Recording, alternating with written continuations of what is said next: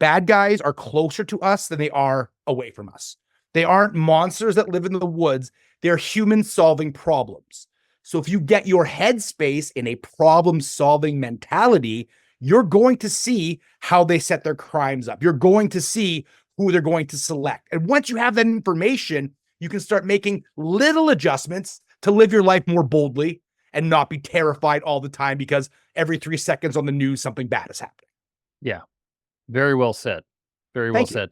And I think there's, going back to one of those myths, I'm just going to kind of say what you said again. We always think that bad guys are these people who live in these deep, dark layers in the woods and all that sort of stuff. And they're actually the people who are in your office. That might be somebody who goes to church with you. It might be somebody who parked next to you in the parking lot that you don't have any sort of relationship with. But they are closer to us than we're comfortable in understanding, which is just a great concept. I understood that concept, but that's just a great way to explain it, and I appreciate you saying it that way.